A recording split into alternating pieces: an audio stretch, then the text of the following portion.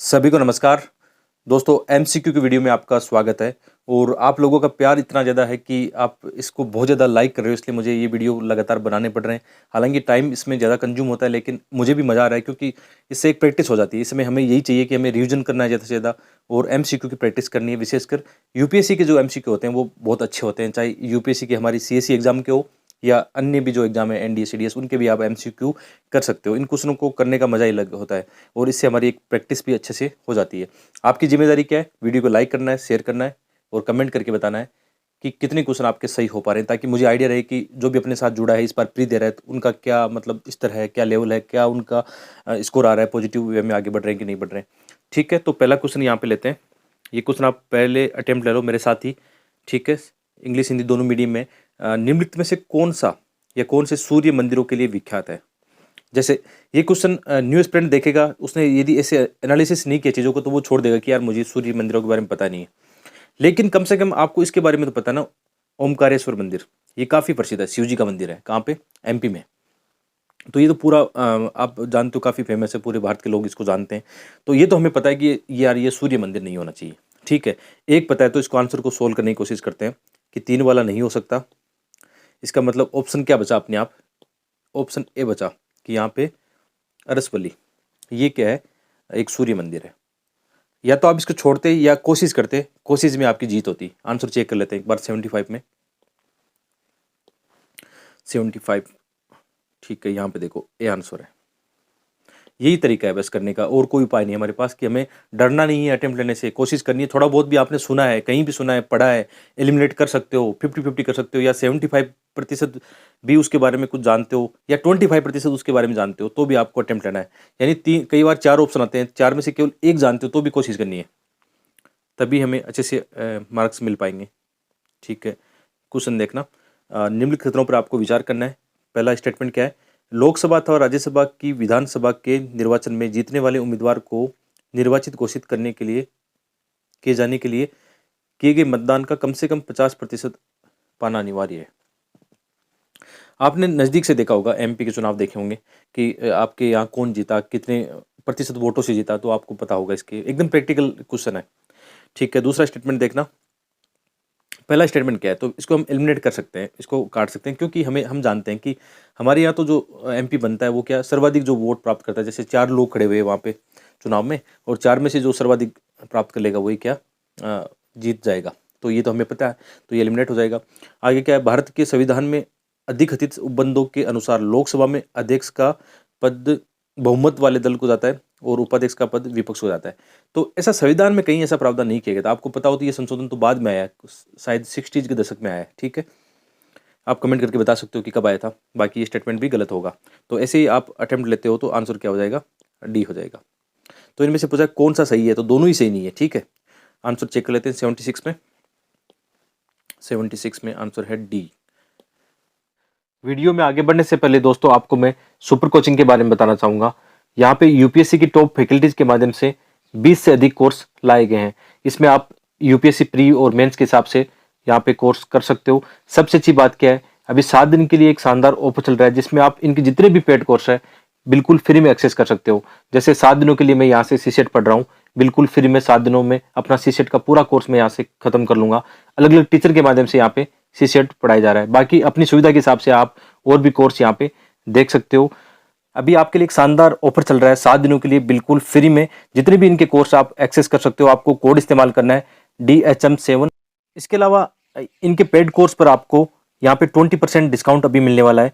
धर्म20 आप कोड लगाना और आपकी जो फीस है 1 महीने की 1667 रुपये हो जाएगी। यानी कितनी कम फी में आप शानदार कोचिंग कर सकते हो। लिंक वीडियो के डिस्क्रिप्शन में एक बार जरूर चेकआउट करना। आगे बढ़ते हैं, ये क्वेश्चन आराम से पढ़ना।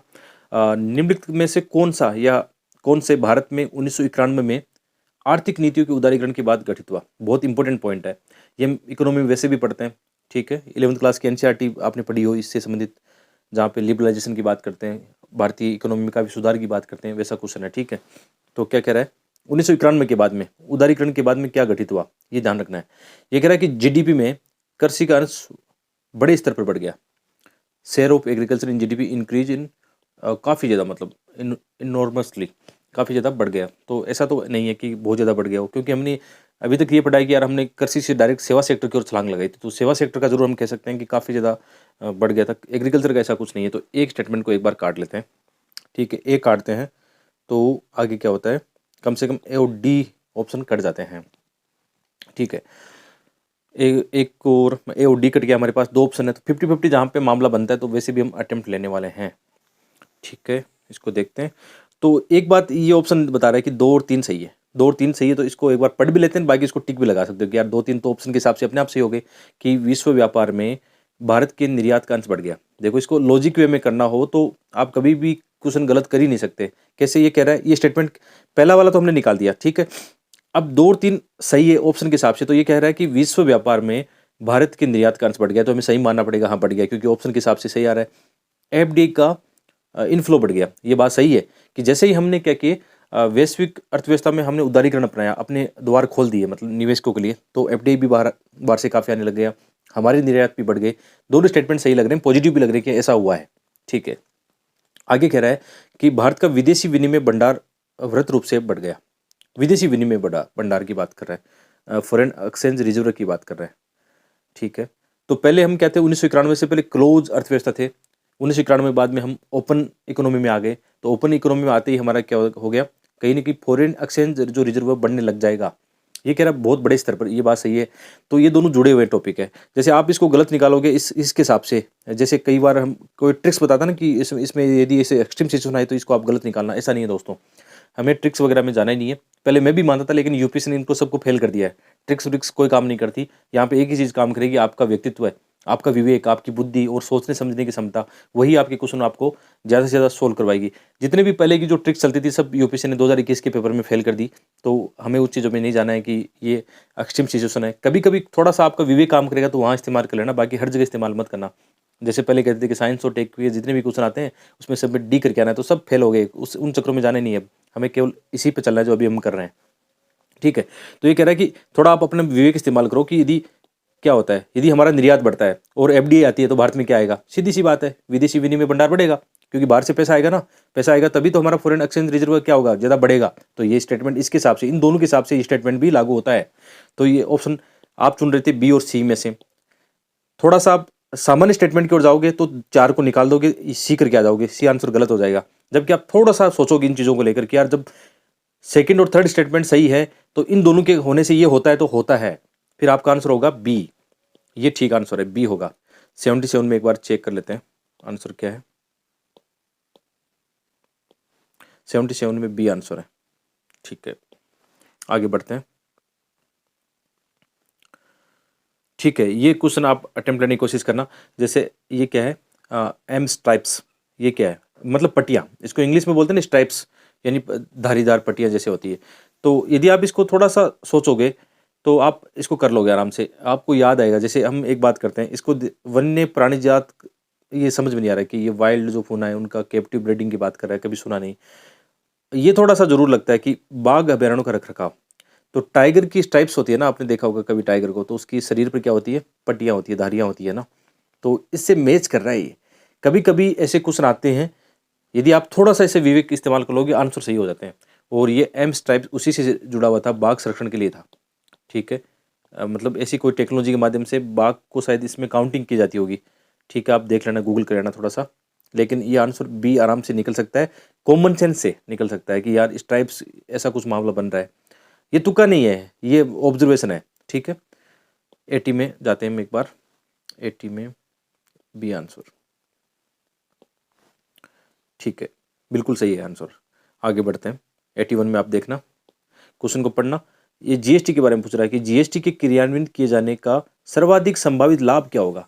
अब जीएसटी इतना काफ़ी फेमस रहा उस समय, तो जीएसटी के क्वेश्चन तो अभी भी आ सकते हैं क्योंकि हमारी इकोनॉमी का एक बड़ा पार्ट है। तो देखते हैं, इसका सर्वाधिक लाभ पूछ रहा है, आराम से वही सोचना एकदम कॉमन सेंस के साथ में, ठीक है। पहला पढ़ते हैं कि यह भारत में बहु प्राधिकरणों द्वारा वसूल किए जा रहे बहुल करों का स्थान लेगा और इस प्रकार एकल बाजार स्थापित करेगा। ये तो प्रमुख उद्देश्य था, जीएसटी का प्रमुख उद्देश्य था। आगे, ये भारत के चालू खाता घाटा को प्रबलता से कम कर उसके विदेशी मुद्रा भंडार को बढ़ाने हेतु सक्षम बनाएगा। अब यार चालू खाता घाटा किससे बढ़ता है, चालू खाता घाटा मुख्य रूप से डिपेंड किस पर चीज़ें, किन चीज़ों पर डिपेंड है कि हमारा आयात निर्यात कैसा है। यानी हमारे आयात बढ़ जाते हैं तो चालू खाता घाटा भी बढ़ जाएगा, ठीक है, सिंपल सी बात ये। तो जीएसटी का इसका क्या संबंध है? कोई संबंध नहीं है, निकालो। ये भारत की अर्थव्यवस्था की समृद्धि और आकार को वृहद रूप से बढ़ाएगा और उसे निकट भविष्य में चीन से आगे निकाल ले जाने में योग्य होगा। क्या आपको लगता है कि केवल जीएसटी यानी करों में सुधार करने से हम हमारी अर्थव्यवस्था आगे बढ़ जाएगी? मतलब ये तो हमारा कभी उद्देश्य नहीं था ना जीएसटी का। हाँ, एक पार्ट हो सकता है कि जीएसटी हमारी इकोनॉमी में एक बड़ी भूमिका निभाएगी, लेकिन इतना बड़ा नहीं निभाएगी कि हम चीन से आगे निकल जाएंगे इसकी वजह से। तो ये स्टेटमेंट भी कटेगा। याद रखना, ये कॉमन सेंस वाला है कि सोच लेना थोड़ा सा कि इससे ये होगा, तो उसी हिसाब से अटेम्प्ट लेना है। तो यहाँ पे ऑप्शन क्या निकल गया हमारे? एक अटेम्प्ट, एक निकल गया है। पहले भी हम एक तो हमारा श्योर था, ठीक है, तो ये ऐसे निकाल सकते थे। फिर हमने दो निकाल दिया तो दो निकल गया, और अभी तीन भी निकाल दिया। तो वैसे भी आंसर क्या निकल के आया? ए आंसर निकल के आया। 81 में चेक कर लेते हैं एक बार। ठीक है, 81 में ए आंसर है। ठीक है, ये तरीका है, ये तरीका अपनाना है। अच्छा तरीका है। इकोनॉमी वाले क्वेश्चन तो बहुत प्रैक्टिकल वाले होते हैं। आप में से बहुत सारे एस्पिरेंट इकोनॉमी को लेकर पता नहीं इतने क्यों घबराते हैं। इतने प्रैक्टिकल होते हैं, जो यदि आप न्यूज़पेपर भी ढंग से पढ़ के जाते हो तो आपको काम बन सकता है। और अभी भी टाइम है यार। इकोनॉमी अभी हमारे पास जैसे 25+ डेज है, तो इकोनॉमी आपने नहीं कवर की तो मुनाल सर की वीडियो है, मतलब कहीं मिल जाएंगे, इधर उधर देख लेना आराम से। जैसे मुनाल सर ने तो फ्री में पढ़ा रखा है ना, कहाँ पे Win22 उनकी सीरीज है, मुनाल सर अपनी यूट्यूब पे डालते रहते हैं, तो वहाँ से लिंक मिल जाएगा आपको। देख लिया करो यार, देखना चाहिए मेरे हिसाब से। तो मैंने आज तक कोई इकोनॉमी की बुक नहीं पढ़ी है, कुछ एनसीईआरटी के अलावा कोई कोचिंग का नोट्स नहीं पढ़े हैं। केवल मुनाल सर की वीडियो हर बार एग्जाम से पहले देखता हूँ। अब तो वीडियो भी देखने की मतलब उतनी ज़रूरत नहीं होती है। अब तो मैं जो उनके हैंडआउट कहीं से मिल जाते हैं उन्हीं को रिवाइज कर लेता हूँ। तो यही तरीका रखना। आप समझ गए उस चीज़ों को जो मैं बता रहा हूँ, तो आपके काम बन जाएगा। बाकी आप मेरे पर इस पर डिपेंड मत रहना कि इकोनॉमी के मैं नोट्स दूंगा, क्योंकि यार मैं नोट्स दे भी दूंगा तो वो आपकी समझ में नहीं आने वाली। इकोनॉमी ऐसी चीज़ है, जब तक आप प्रैक्टिकल चीज़ों को नहीं समझोगे तो कोई फ़ायदा नहीं होगा। और अभी जैसे मैं मुनाल सर के जो हैंडआउट वगैरह पढ़ रहा हूँ, तो मेरा तो लास्ट तक जाएगा, मुझे पता है। एक दिन पहले सिलेबस पूरा होगा इकोनॉमी का, क्योंकि इकोनॉमी रिवाइज ही कर रहा हूँ, पहले चीज़ें पढ़ी हुई है, तो नोट्स तो मुश्किल हो जाएंगे इस समय। ठीक है, इस पर आप बाद में बोलोगे आपने कहा था। हो सकता है मैं कुछ बनाऊंगा दे दूंगा, लेकिन डिपेंड मत रहना इस चीज़ को लेकर, आशा मत रखना कि मैं दे दूंगा। ठीक है, आगे बढ़ते हैं। और मुझे पता है ये जो वीडियो एस्पिरेंट देख रहा है ना, जो यहाँ तक पहुँचा है, वो सीरियस एस्पिरेंट है। उसको पता है वो अपनी तैयारी अच्छे से कर रहा है, उसको अपनी स्ट्रेटेजी में बदलाव लेने की आवश्यकता नहीं है, न उसको किसी के नोट्सों की आवश्यकता है। वो अपनी तैयारी अच्छे से कर रहा है, मुझे पता है। वही लोग यहाँ तक पहुँच पाते हैं। ऐसे मतलब बोरिंग वीडियो को कौन देखता है? जो सीरियस एस्पिरेंट होता है वही देखता है, और उन्हीं की सफलता के चांसेस बढ़ जाते हैं। और मैं दावे के साथ कह रहा हूँ, आप में से मेरी ये बात अभी ये सुन रहा है, तो मैं दावे के साथ कह रहा हूँ, आप वो स्टूडेंट हो जो इस साल प्री निकालने वाले हो। विश्वास करना अपने आप पर और मेरी बात पर कि आप वो स्टूडेंट हो जो इस वीडियो बोरिंग वीडियो को देख रहा है अभी बैठ के, तो आप सीरियस हो और आपका प्री निकलने वाला है। मन में ऐसा विश्वास लेके जाना, तभी मतलब ज़्यादा फायदा होगा। ठीक है, कई बार ये होता है, जैसे मैं आपको अपना अनुभव बताता हूँ कि मेरा भी कई बार ये होता है कि प्री से पहले तैयारी उतनी अच्छी नहीं होती। कई बार कोई कारण हो जाते हैं, कई घटनाएं हो जाती हैं, लेकिन जब एग्जाम में प्रवेश करते हैं, वहाँ पे जाते हैं हॉल में, तो पूरा इतना कॉन्फिडेंस होता है अंदर, माइंड कूल होता है, शांत रहते हैं, ठंडा पानी पास में। ये ध्यान रखना, ठंडा पानी साथ में रखना, गर्मी बहुत रहेगी जून में, तो ये बातें बहुत इंपॉर्टेंट है। और कूल होके जाना एक बार, जितना भी बाहर है ना, नौकरी वोकरी की, जॉब का, घर वालों का, सब बाहर छोड़ के जाना। जितना आप कूल होगे ना, उतने ये क्वेश्चन अपने आप आपको आंसर अपने आप दिखाई देगा इसमें। मैंने ये चीज़ नोटिस की है कि आप जब प्रेशर लेके, टेंशन लेके एग्जाम में बैठोगे ना, तो आते हुए क्वेश्चन भी गलत करके आओगे। जबकि आप कूल होके जाओगे, एकदम मस्त होके, चिल होके कि यार मैंने इस बार बहुत मेहनत की है, इस बार अच्छे से काम किया, अपनी स्ट्रेटेजी अच्छी है, तो आप 10 क्वेश्चन एक्स्ट्रा ही सोल्व करके आओगे। देखना, ये मेरा अनुभव कहता है, ये यूपीसी की मेरी जर्नी कहती है। ठीक है, आगे बढ़ते हैं। थोड़ा प्रैक्टिकल भी बीच में होना जरूरी है, मोटिवेशन होना जरूरी है, ताकि अच्छे से हम आगे कवर कर पाएँ। नेक्स्ट क्वेश्चन अटेम्प्ट लेते हैं। 84 क्या कह रहा है कि भारत द्वारा चाबहार बंदरगाह विकसित करने का क्या उद्देश्य है? ये सबसे लॉलीपॉप वाला क्वेश्चन है, तो ऐसे क्वेश्चन दोबारा भी आएंगे इस बार। ठीक है, तो कैसे करेंगे? ये पता है कि चाबहार आपको पता है, सब जगह चर्चा में रहता है, ईरान ईरान। तो अफ्रीका से इसका कोई संबंध नहीं कि अफ्रीकी देशों से भारत में व्यापार की अपार वृद्धि होगी। तेल उत्पादक अरब देशों से भारत के संबंध, तो तेल उत्पादक अरब देशों से संबंध, चाबहार से अपना कोई मतलब नहीं है, वो तो बगल में है, उनसे तो हम वैसे भी कर सकते हैं, ये भी कर जाएगा।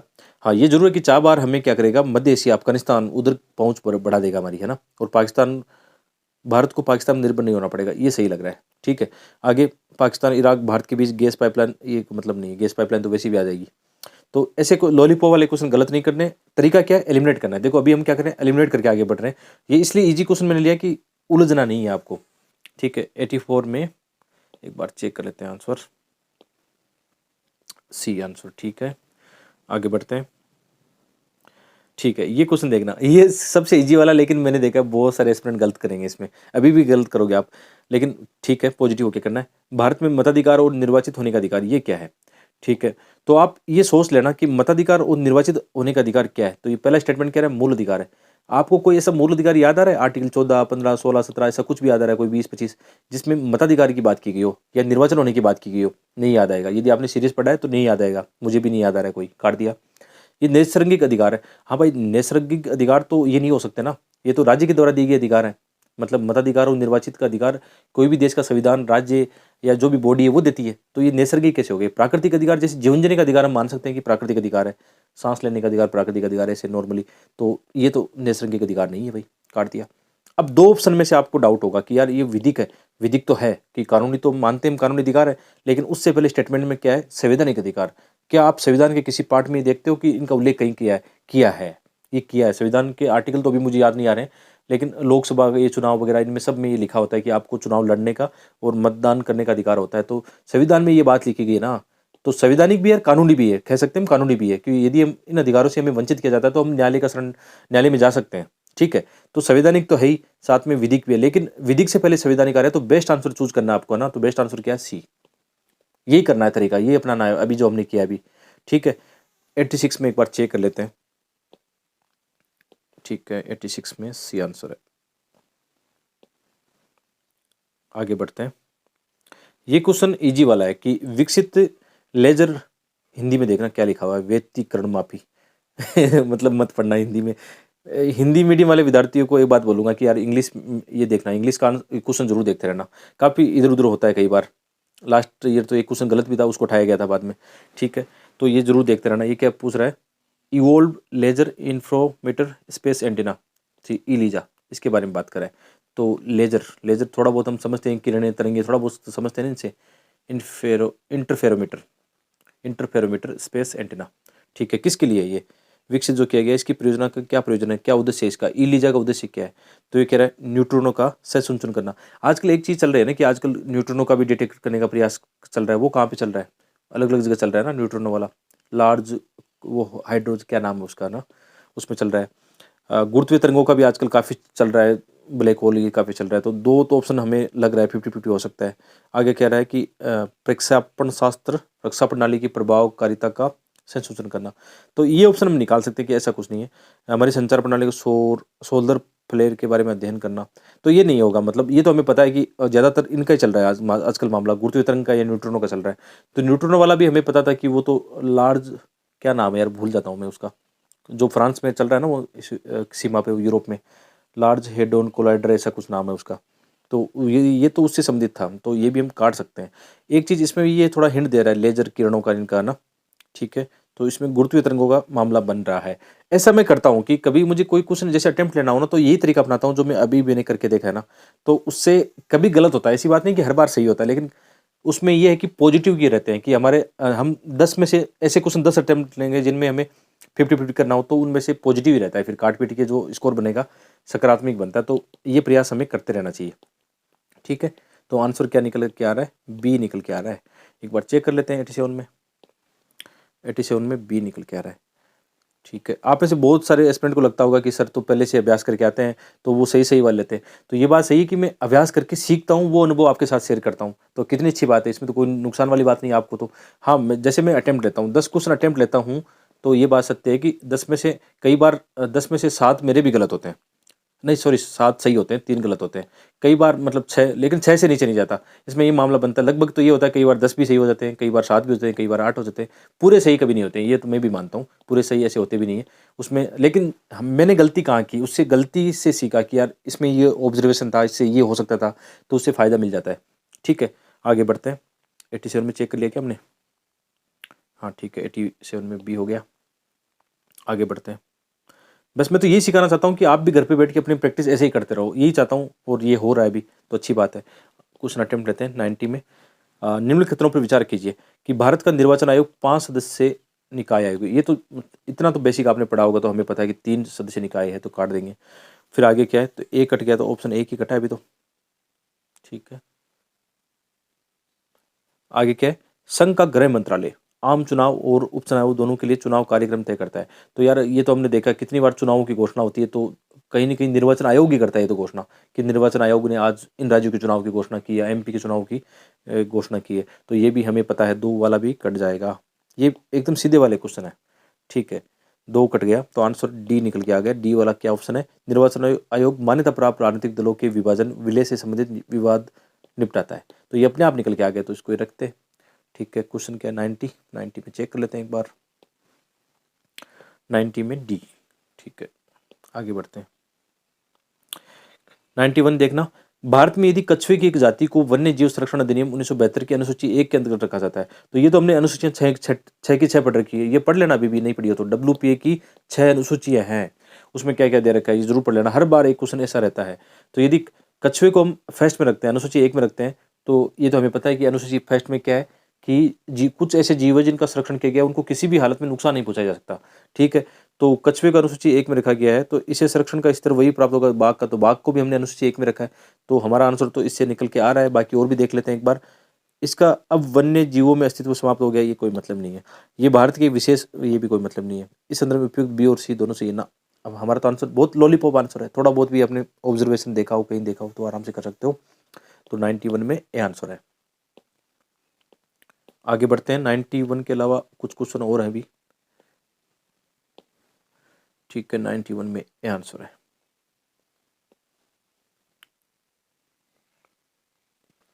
आगे देखते हैं। भारतीय स्वतंत्रता संघर्ष के संबंध में निम्नलिखित घटनाओं पर विचार करना है। इसमें क्रम पूछा गया है, कौन से क्रम, तो ये तो इतना ज़्यादा हमारे टिप्स पर रहता है। हमें पता है हमारा सबसे पहला गोलमेज सम्मेलन 1930 के आसपास, बाढ़ छोड़ो आंदोलन 1942 के आसपास, ये 1930, तो 2 से अपना काम बन जाएगा। रॉयल इंडियन नेवी, ये क्वेश्चन लगभग देखने को मिलता है, इसको तैयार करके जरूर जाना, इसको छोड़ना नहीं है। ये लगभग 90 कब है, 46 के आसपास, 45-46 के आसपास है। तो हमें 3, 2, 1 ये स्टेटमेंट रखना है। तो ऐसे निकालोगे, श्योर होगी, तो आप वैसे भी इसको ज़्यादा आपको आवश्यकता नहीं पड़ेगी। आपको पता है कि सबसे पहला क्रम में 3 है, फिर 2 है और फिर 1 है। उपयुक्त घटनाओं का सही कालानुक्रम पूछा है। कई बार घटते बढ़ते क्रम में ध्यान से पढ़ लेना इस चीज़ को ना, तो आंसर सी निकल के आ गया। तो ऐसे कर सकते हैं फास्ट। 93 में जाते हैं, ऑप्शन चेक कर लेते हैं एक बार।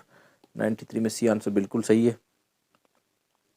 जैसे पॉलिटी और आधुनिक भारत के ना, ये ऐसे क्वेश्चन है कि एक सिंगल क्वेश्चन आप गलत नहीं कर सकते हो। मैं अपना अनुभव बताता हूँ कि यदि इनमें से 1-2 क्वेश्चन गलत होते हैं तो फिर हम कट ऑफ से उतना ही मतलब बाहर हो जाएंगे फिर मामला। तो ये चीज़ें ध्यान रखना आप। और जैसे ये क्वेश्चन निम्नलिखित खतरों पर विचार करना आपको। ऐसे क्वेश्चन जब आए तो इनमें आप सोच सकते हो कि ये दोनों स्टेटमेंट गलती हो सकते हैं। हालांकि इसमें भी 100% सत्य नहीं है कि गलत हो ही सकते हैं, लेकिन थोड़ा सा मेरा ऑब्जर्वेशन ऐसा है कि इसमें कि गलत कैसे होंगे कि यूपीसी आपको कभी भी ये नहीं जानना चाहेगा कि कम से कम 10 साल के आप डाटा पढ़ के जाओ। जैसे इसमें क्या पूछ रहा है कि पिछले दशक में भारत की जीडीपी के प्रतिशत के रूप में कर राजस्व में सतत रूप से वृद्धि हुई है। तो ऐसा कुछ नहीं होता कि सतत रूप से एकदम वृद्धि हुई है, उसमें जिगजेग आता रहता है। ठीक है, तो ये स्टेटमेंट गलत हो जाएगा। पिछले दशक में भारत की जीडीपी के प्रतिशत के रूप में राजकोषीय घाटे, ये हमें पता है कि ये भी जिगजेग में जाएगा। तो ऐसे क्वेश्चन इसलिए गलत होते हैं कि हम थोड़ा सा ध्यान रखते हैं ना कि यहाँ 10 सालों के अंदर कुछ ना कुछ तो ऊपर नीचे जरूर हुआ होगा, एक रूप से सतत रूप से वृद्धि नहीं की होगी। तो ऐसे आंसर फिर क्या होता है, दोनों स्टेटमेंट गलत होते हैं, लेकिन हमेशा नहीं होते, इस बात को ध्यान रखना। वो आप थोड़ा सोच समझ के अपना डिसीजन लेना। तो आंसर क्या हो गया, डी 94 में। ठीक है, 94 में डी हो गया। 1-2 क्वेश्चन और देख लेते हैं। क्वेश्चन देखना कि भारत के संविधान में शोषण के विरुद्ध अधिकार द्वारा निम्नलिखित में से कौन से परिकल्पित है। ये तो ऐसा लॉलीपॉप वाला क्वेश्चन है कि हमें पता है आर्टिकल 23 और 24 में क्या है, शोषण के विरुद्ध अधिकार है, तो वही हमें रखना है इसमें, आर्टिकल 23 और 24 को रखना है। अब ये जैसे ये दिख रहा है अस्पृश्यता का उन्मूलन, ये आर्टिकल 17 है, तो ये काट देंगे, इसमें नहीं है। ठीक है, अल्पसंख्यक वाला भी आर्टिकल 25 के बाद में 25, 27, 28 में है, ये भी कट जाएगा। तो 2 ऑप्शन तो हमने एटलीस्ट हमने कम से कम अस्पृश्यता वाला भी काट दिया ना आपने, तो भी आपका आंसर तो निकल के आ रहा है, सी आंसर निकल के आ रहा है। इसकी भी जरूरत नहीं थी, केवल एक स्टेटमेंट को काटना था आपको कि ये आर्टिकल 17 में और ये आर्टिकल 23-24 की बात कर रहा है। तो आंसर क्या हो गया, 97 में। चेक कर लेते हैं, 97 में सी। तो ऐसे क्वेश्चन तो गलत नहीं होते हैं यार, ये तो बिल्कुल मज़ेदार वाले होते हैं कि देखते ही कर लेना इनको।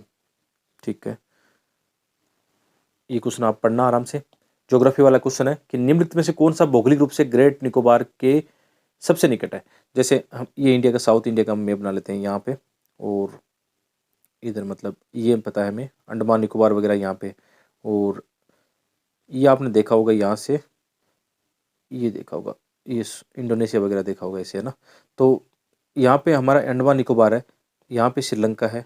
ठीक है, ये पूछ रहा है नज़दीक किसके है, तो ये सुमात्रा हमें पता है, ये सुमात्रा, बोर्निया तो यहाँ पे होगा आगे, है ना। और जावा भी, सुमात्रा, जावा, बाली वो आगे की तरफ है। तो सुमात्रा नज़दीक है, तो यदि ये दूरी देखें तो नज़दीक है। श्रीलंका से दूरी थोड़ी ज़्यादा दिखाई दे रही है। श्रीलंका कट जाएगा, जावा कट जाएगा, बोने कट जाएगा, सुमात्रा बच गया। तो ज्योग्राफी वाले क्वेश्चन मैंने पहले भी बताया था कि तुरंत आपने जो मैपिंग कर रखी है उसका सारा ले लेना, आपका आंसर गलत हो ही नहीं सकता। ज्योग्राफी में तो मैं तो ये तरीका अपनाता हूँ, काम बन जाता है।